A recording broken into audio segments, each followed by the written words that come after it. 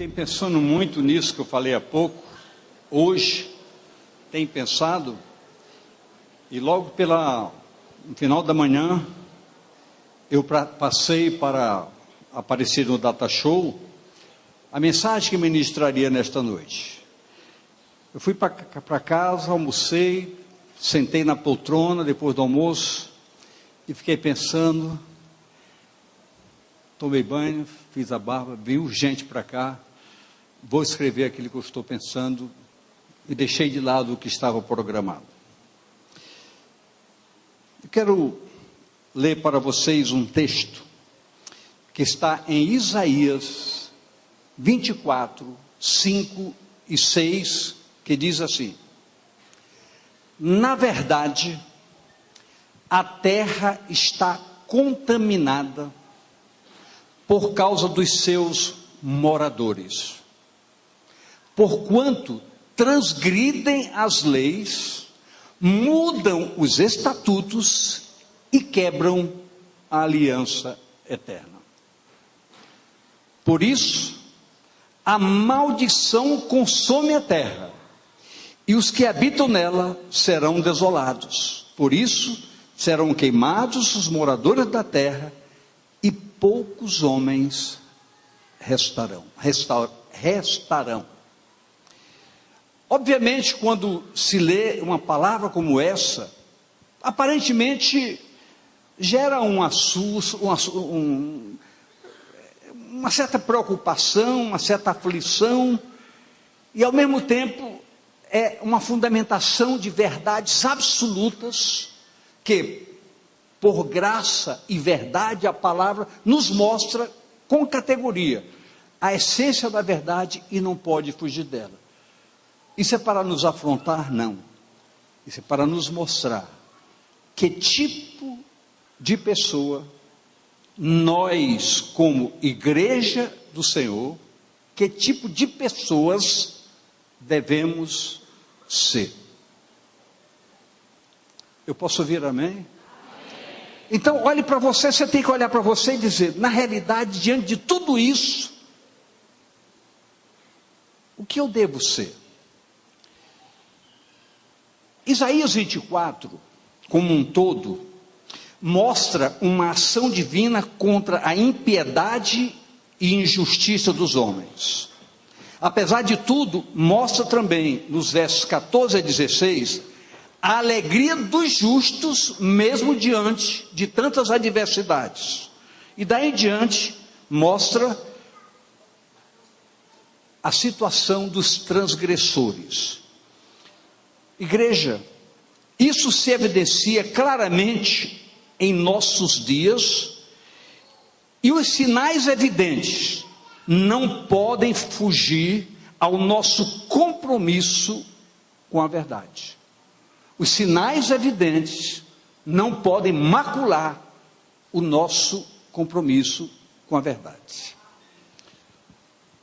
No livro de Malaquias, no capítulo 4, verso 1, diz o seguinte: porque eis que aquele dia vem ardendo como forno, todos os soberbos e todos os que cometem impiedade serão como palha, e o dia que está para vir os abrasará, diz o Senhor dos Exércitos, de sorte que lhes não deixará nem raiz, nem ramo.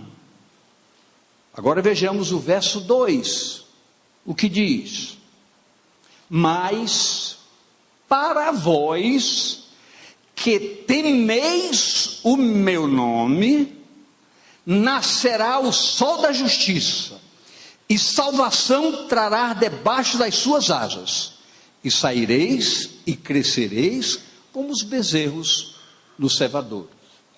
Então, eis que a palavra define claramente duas posições: quem serve e quem não serve a Deus.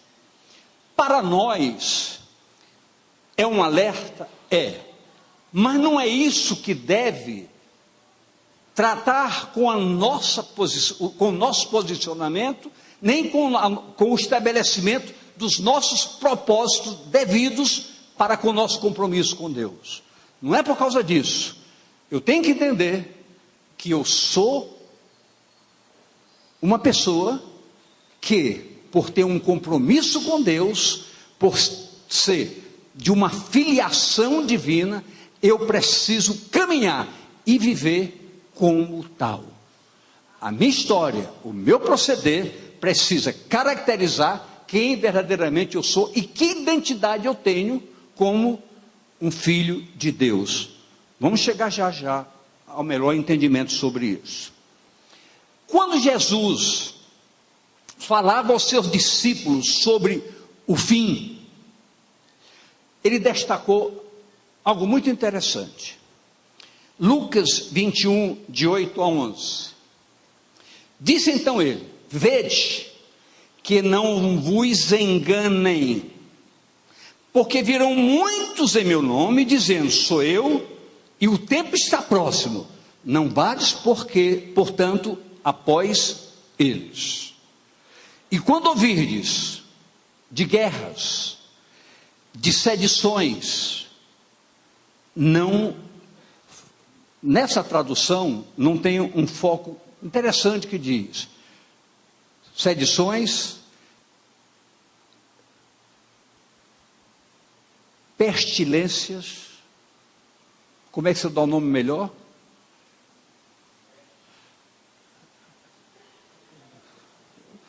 Uma doença intensa, epidemias, hoje a mulher mais conhecida chama-se Zika. Todo mundo fala Zika e está todo mundo assustado, e é para assustar mesmo. O próprio governo brasileiro vem à televisão dizendo, perdemos a guerra para o mosquito. Então, são fatos, são afrontas, são fundamentos, e tudo bem. Mas a palavra está dizendo, quando vocês ouvirem isso, sentirem isso, não vos assusteis, porque é necessário que isso aconteça primeiro, mas o fim não será logo. Então lhes diz, levantar-se-á nação contra nação, e reino contra reino, e haverá, agora aparece, e haverá em vários lugares grandes terremotos e fomes e pestilências, haverá também coisas espantosas e grandes sinais do céu. Então nós verificamos que, desde o princípio, nós somos prevenidos sobre o futuro. Lembra, pastor Elton, nós conversamos hoje sobre o futuro? Então, todos esses fundamentos mostram um futuro, consequência desse futuro, direção para esse futuro, por escolhas pessoais, por propósitos pessoais. É importante para nós como igreja qualificada como igreja do Senhor Jesus, não optarmos ou nos assustarmos, criando sentimentos temerosos por causa de tais evidências. Mas é bom que nós entendamos que toda fundamentação da palavra objetiva ensinar a cada um de nós sobre todas as coisas, orientando como devemos andar e agradar a Deus no nosso caminhar de cada dia. Por que razão a palavra se preocupa com isso e nós, mais do que nunca, precisamos nos apropriar dessas verdades, tomando posse delas como nunca? Porque os fatos estão se evidenciando, as coisas vão acontecer e nós precisamos ter uma tranquilidade de que o futuro estabelecido por Deus, num chamamento para um povo chamado igreja, é eternidade com Ele como pessoas salvas. Eu posso ouvir amém? Só que isso não é um fato isolado ou algo que vai acontecer dentro de uma espontaneidade em nossas vidas. A palavra de Deus diz que todos nós precisamos desenvolver a nossa salvação com temor e tremor. Então ele está dizendo, você precisa desenvolver. Obviamente que Deus, quando nos chama, vamos ver isso com mais clareza agora, Ele vai nos ajudar categoricamente, porque ninguém é capaz de gerar autotransformações. Somos transformados de glória em glória por uma ação poderosa em nossas vidas. Deus nos chama e Deus nos mostra o caminho. Então vamos caminhar um pouco mais. Quando Tiago escreveu a sua carta, ele deu umas pinceladas interessantes. Vejamos juntos. Capítulo 5 do livro de Tiago, de 7 a 9. Olha o que ele diz. Sede, pois, irmãos, pacientes até a vinda do Senhor. Eis que o lavrador espera o precioso fruto da terra, aguardando-o com paciência, até que receba a chuva temporã e a chuva serode. Sede vós também pacientes, fortalecei o vosso coração, porque já a vinda do Senhor está próxima. Irmãos, não vos queixeis um contra os outros, para que não sejais condenados. Eis que o juiz está à porta. E Tiago, nos versos seguintes, até o verso 20, verifique isso em casa com carinho, ele mostra algumas orientações objetivas, para que no seu caminhar, você esteja prevenido, preparado para não ser surpreendido. Ele diz, sejam perseverantes, busquem com seriedade uma vida, através da palavra, através da oração, através de um compromisso pleno para com o Senhor, buscando-o e glorificando-o em todo o vosso caminhar. O apóstolo Pedro, também focado nesse propósito, também buscou orientar o povo de Deus, a igreja, com fundamentos claros, objetivos, fortes. Na sua primeira carta, no capítulo 5, o apóstolo Pedro nos fala dos versos 6 a 9, dizendo, humilhai-vos, pois, debaixo da potente mão de Deus, para que, a seu tempo, vos exalte.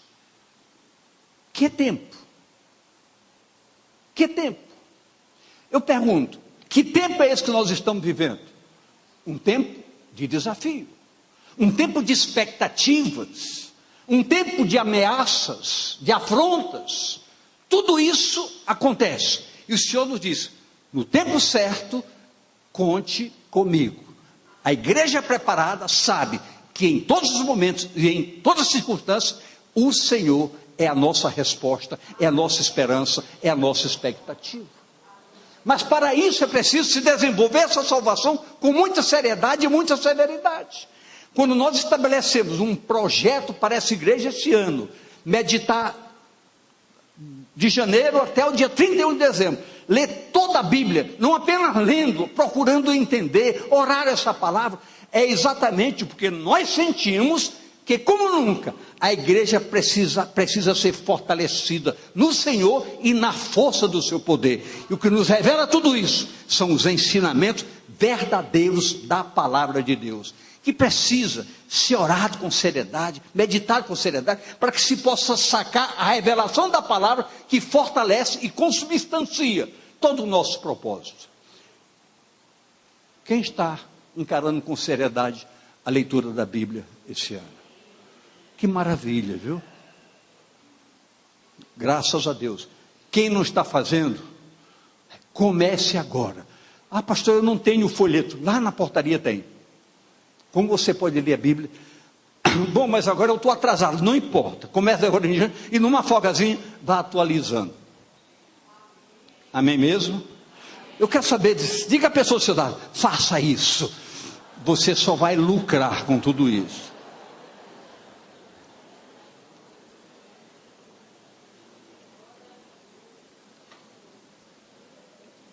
O apóstolo Pedro, na sua segunda carta, no capítulo 3, 10 e 11, ele nos fala: mas o dia do Senhor virá como o ladrão de noite, no qual os céus passarão com grande estrondo, e os elementos ardendo se desfarão, e a terra e as obras que nela há se queimarão. Havendo, pois, de perecer todas essas coisas, olha a pergunta que ele faz: que pessoas vos convém ser em santo trato e piedade? Ele diz: o que vocês pensam em ser diante desses fatos que são reais, verdadeiros, que vão acontecer? Que tipo de igreja é essa? Que povo é esse?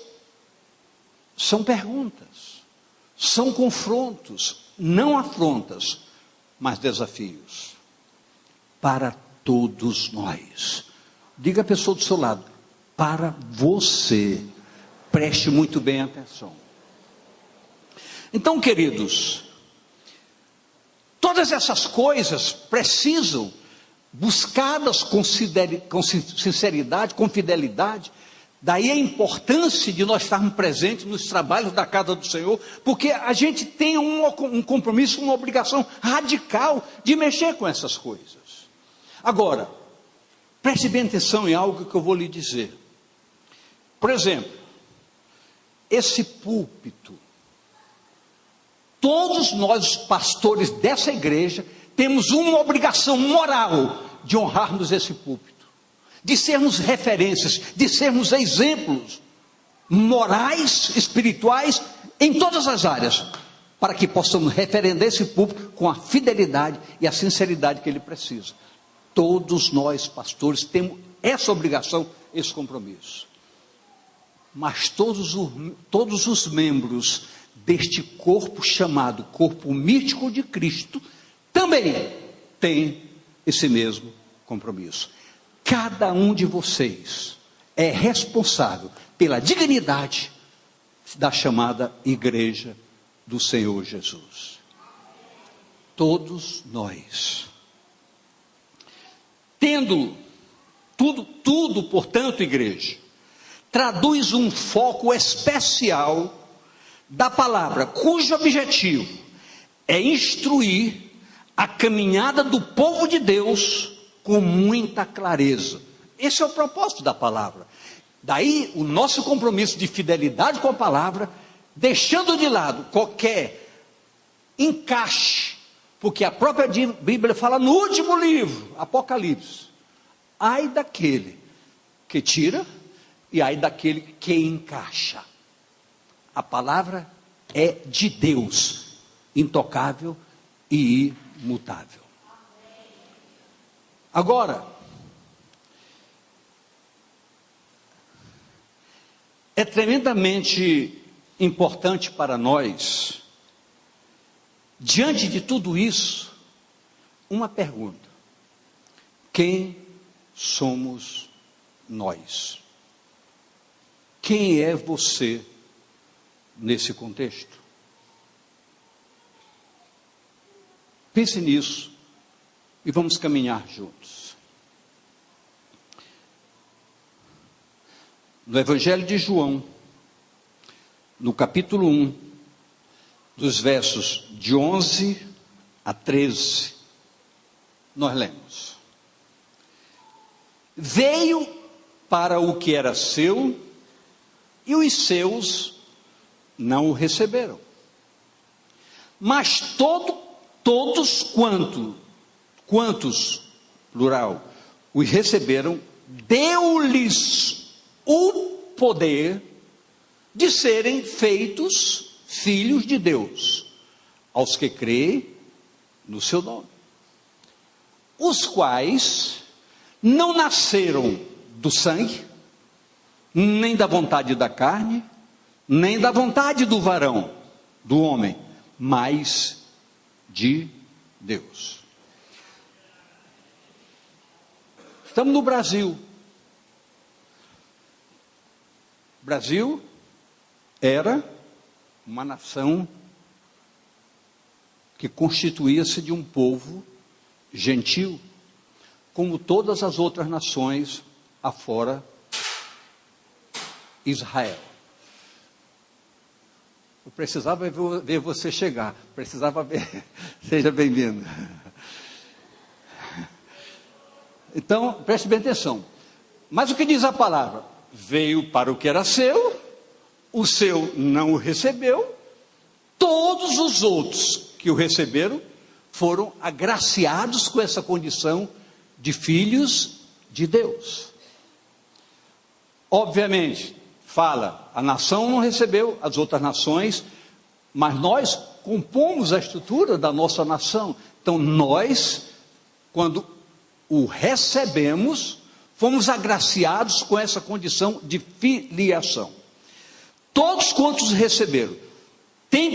Fica bem evidente aqui que a amorosa ação divina, pela sua absoluta vontade, pela vontade de Deus, pela misericórdia de Deus, nós fomos alcançados. É como nos diz a palavra, a parede de separação foi destruída, e dos dois foi feito um só povo, povo de Deus. Na carta de Paulo aos Efésios, ele foca algo muito importante para nós.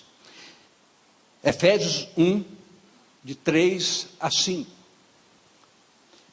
Bendito o Deus e Pai de nosso Senhor Jesus Cristo, o qual, por todos esses fatos, nos abençoou com todas as bênçãos espirituais nos lugares celestiais em Cristo. Todas as bênçãos necessárias para que nos apropriemos de todos esses fundamentos e possamos ter uma caminhada qualificada como filhos, herdeiros preciosos.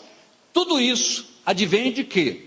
De uma ação chamada vontade de Deus para conosco. Como também nos elegeu antes da fundação do mundo, para que fôssemos santos. Fôssemos o quê, queridos? Eu queria ouvir bem claramente isso. Fôssemos o quê? Santos. Qual é a igreja que vai para o céu? Uma igreja santa. Veja bem, ele nos recolheu para que fôssemos santos. Por quê? Porque a herança dos santos é o céu. Quem herda a herança? Os santos. Quem aqui está enquadrado ou enquadrada nessa condição? Baixe o seu braço. Quem não levantou o seu braço? Quem não levantou? Levante agora só para eu dar uma olhada. Quem não levantou o seu braço? Só você não levantou? Levanta de novo. Não, só você não levantou. Rapaz, hoje é um dia sobremodo oportuno para ti. Eu me lembro hoje de manhã, quando você me deu um abraço, lembra? Você me disse, eu estarei aqui hoje à noite. Você está aqui para dizer de hoje em diante, é possível. Aí você, na sua introspecção, diz, ele não sabe o problema que eu enfrento, a luta que eu enfrento. Queridos, o Deus de quem nós estamos falando, ele ressuscita mortos, ele cura todas as suas, destrói, quebra cadeias, quebra prisões, liberta, salva, leva para o céu. Não olhe para a sua fragilidade, olhe para aquele que pode mudar a sua história hoje à noite, absolutamente. Mas escute. Então, olha, continuando o texto, Efésios até assim, como também nos elegeu nele, ainda falando, para que fôssemos santos e irrepreensíveis diante dele em amor, em caridade, e nos predestinou para filhos de adoção por Jesus Cristo, para si mesmo, segundo o beneplácito da sua vontade. Então, nós mostramos que veio para o seu não receberam, mas todos quantos receberam, deu-lhes o poder, ou seja, uma ação poderosa, de sermos constituídos filhos de Deus. E aqui nos mostra que em Jesus Cristo, essa concretização se evidenciou categoricamente, separando um povo seu especial. Um povo que entende que, para que sejamos diferenciais no que diz respeito a esse mundo contaminado que lemos no começo, quando citamos Isaías 24, 5, 6 e 7, mostrando essas condições desse mundo e mostrando que nesse mesmo capítulo do Isaías 24, mostra o bem para os bons e o mal para os maus. E aqui está nos mostrando como chegarmos a ser enquadrados nesses bons e como devemos viver para que essa realidade não sejam meras palavras, mas sejam fundamentos de vida na nossa própria vida. Escute. Agora, portanto, nos convém com sinceridade e com responsabilidade, olha o que eu falei, com sinceridade e responsabilidade, asseverar que esse poder divino que nos revestiu para essa condição, chama-se uma pessoa chamada Espírito Santo de Deus. Talvez, eu não posso generalizar, mas a gente até fale por não falar tanto como deveríamos falar no Espírito Santo. Porque na realidade, eu já disse aqui, repito, ele é a maior autoridade sobre a igreja. Porque ele que nos ensina todas as coisas. Ele nos fortalece. E esse poder que ele nos atribui a condição de filhos é a ação do Espírito Santo transformando nossas vidas. Ninguém aqui se autotransformou.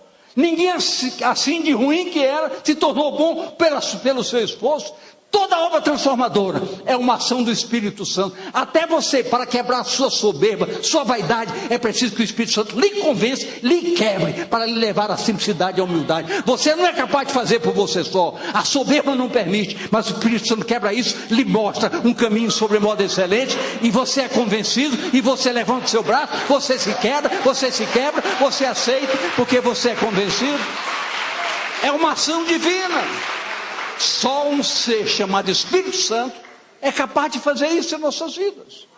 Se nós formos verdadeiramente honestos, olharmos para nós, para a nossa história, iremos dizer: eu jamais poderia chegar aonde estou, se não fora a misericórdia, a graça, a bondade de Deus. Por isso é que eu lhe digo, talvez a sua vida toda você tenha lutado com sua força para vencer. Hoje entenda, sua força e nada é a mesma coisa. Mas na força do Senhor, você vai ver que as coisas mudam e a história será diferente.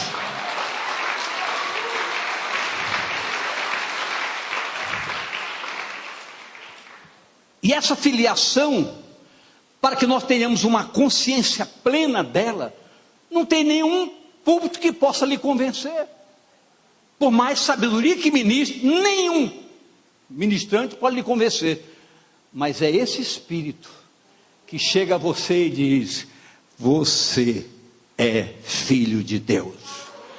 Romanos 8,16 diz: o mesmo Espírito testifica com nosso espírito que somos filhos de Deus. E se somos filhos de Deus, nós somos diferentes. Tem algo especial para nós. Tem algo reservado para nós. Temos o cuidado, a garantia que Deus nos guiará. E a Bíblia diz que esse Espírito foi um selo evidente da graça de Deus. E a palavra diz até que tempo é. Até o tempo da nossa redenção.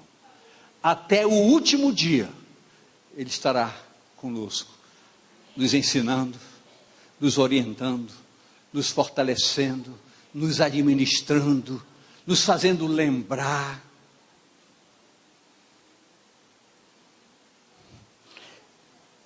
Ele é suficiente para nos conduzir de maneira triunfante em quaisquer circunstâncias. Então perguntamos: o que precisamos fazer? Pergunte à pessoa do celular: e agora, o que vamos fazer? Já pensou se o pastor diz: amém, irmãos, vamos ficar de pé, vamos orar? E aí, o que fazer diante de tudo isso? Escute. Acompanhe comigo. Gálatas 5, 16 e 25. Preste bem atenção, por favor. Digo, porém, andai em espírito, e não cumprireis a concupiscência da carne. Ora, se é esse Espírito que é o gerente, é o administrador, é o ensinador de todas as coisas, é sabedoria, é conhecimento, é entendimento, conselho, proteção, temor, Ele é tudo. Então eu digo, ande nele. Se você andar nele, o que significa andar nele? Permitir liberdade de ação em nossas vidas. E como é que se pode permitir liberdade da ação do Espírito em nossas vidas? Tendo uma vida condigna. Coisas simples que nós já nem falamos mais, porque achamos que não importa. Importa sim. Eu quero dizer hoje à noite: você que era um mentiroso, não seja mais. Você que era um enganador, não seja mais. Você que comprava e não pagava, não faça mais isso. Mude a sua história. Se adeque ao seu pai. Você é filho? Siga os passos do seu pai.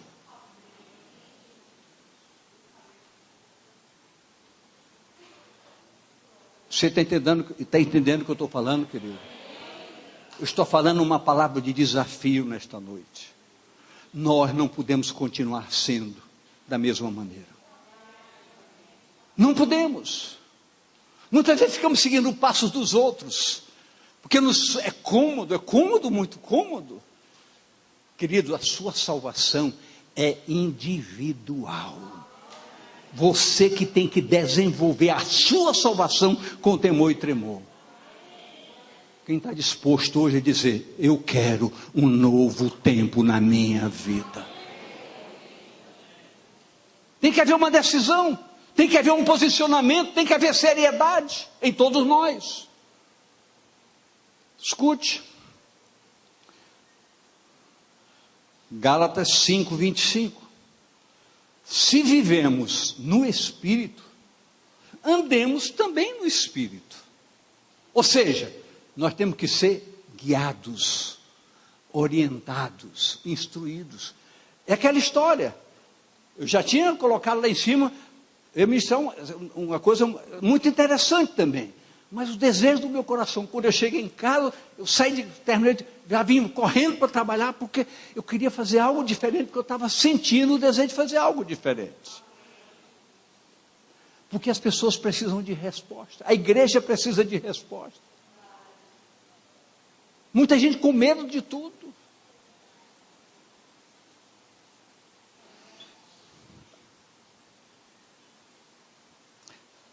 Gálatas 6,16. E a todos, preste bem atenção nisso, por favor. E a todos quantos andarem conforme esta regra, paz e misericórdia sobre eles, e sobre o Israel de Deus, e sobre o povo de Deus. Então, para isso precisamos andar nessa regra. Agora, preste bem atenção. Eu disse que nós, como pastores, somos responsáveis pela dignidade desse púlpito, ou seja, desse altar. E diz que toda membresia também é responsável pelo corpo. Mas para isso é preciso que essa tomada de consciência mexa em você como nunca. Ao ponto de você entender. Eu sei que aqui não é lugar de identificar nada, de apontar nada para ninguém. Mas você que está aqui nesta noite, seja quem for você, entenda. Por favor, olhe para mim e entenda. Se a sua vida não estiver no altar, você está enganado, enganando, mentindo, vivendo ilusões. E nós não queremos ilusões, porque ilusão não leva ninguém para o céu. Nós queremos uma tomada de consciência de todos nós, para hoje, como diz a palavra, hoje, se hoje ouvirdes a sua voz, não endureçai o vosso coração, faça desse dia um dia extraordinário para você. Quem está me entendendo aqui, por favor? Não basta entender, é preciso tomar decisões. Tomar decisões. Todos nós temos que ter posicionamento. Temos que tomar uma posição séria diante de tudo que está acontecendo, de tudo que nos cerca. Escute.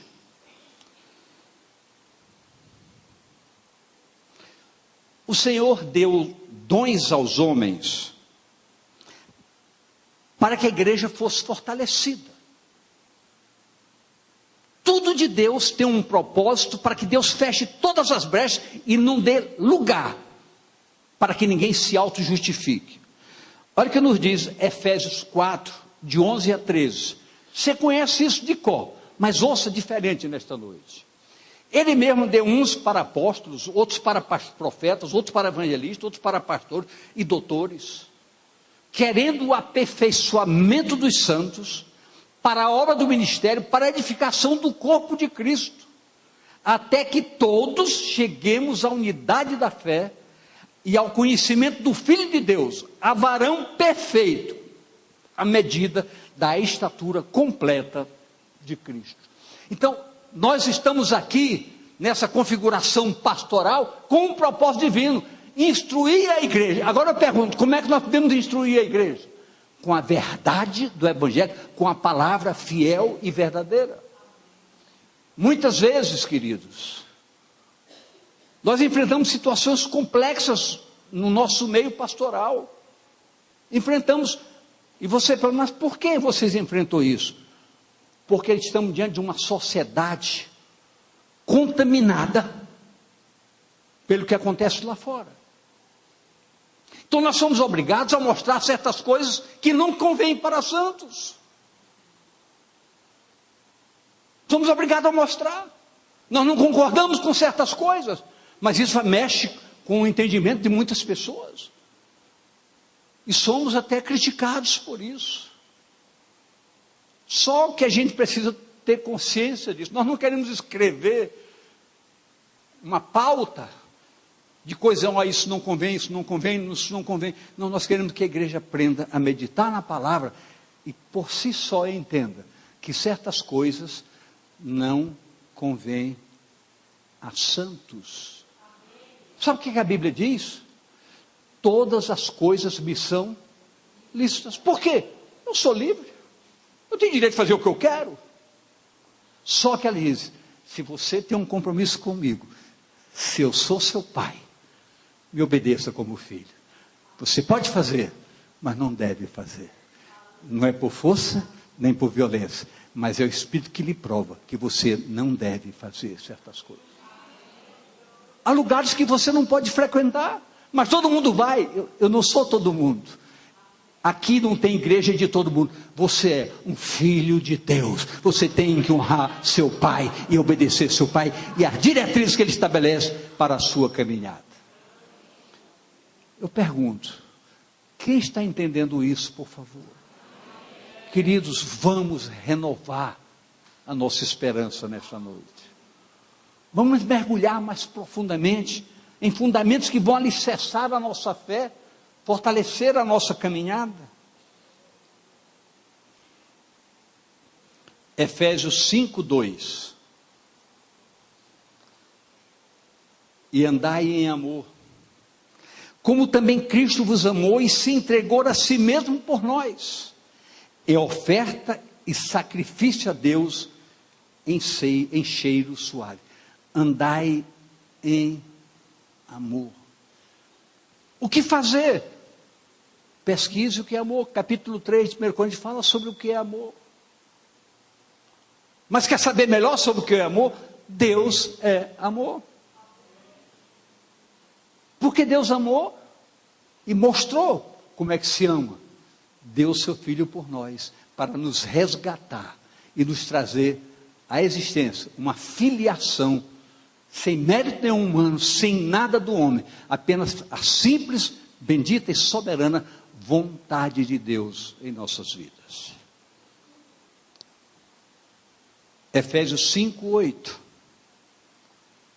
Porque no outro tempo, eres trevas, agora sois luz, no Senhor, não em você. Andai como filhos da luz. Seja isso, objetive isso, realize isso, concretize isso.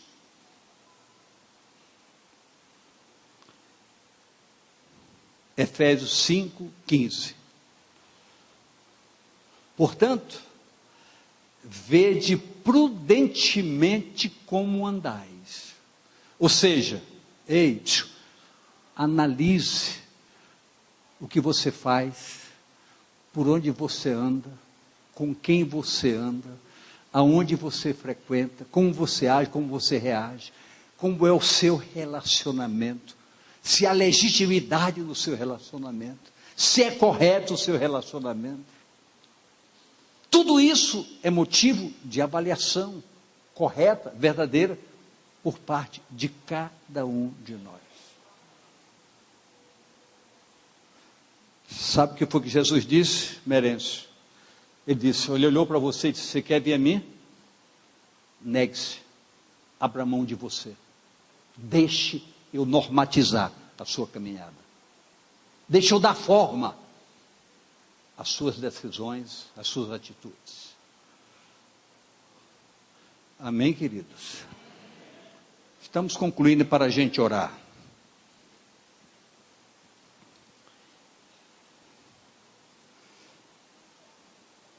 Andais como sábios.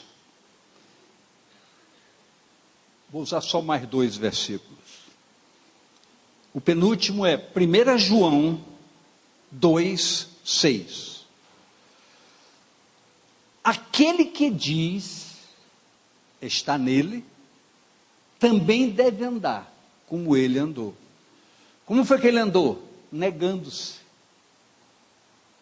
Não a minha vontade. Até no momento mais cruento, mais difícil, ele disse, Senhor, Pai, seja feita a tua vontade. Seja feito o que tu queres, não o que eu quero. Ele disse, você é meu filho, ande como eu andei. E por fim, 2 João 6. E a caridade é esta: que andemos segundo os seus mandamentos. Este é o mandamento, como já desde o princípio ouviste, que andeis nele. Andeis segundo os mandamentos. E como é que se descobre todos esses mandamentos? Através da sincera meditação na palavra de Deus.